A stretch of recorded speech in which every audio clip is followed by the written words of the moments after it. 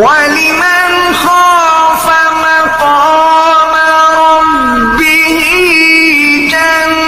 جنتان فبأي آلاء ربكما تكذبان ذواتا أفنان فبأي آلاء ربكما تكذبان فيهما عينان تجريان فبأي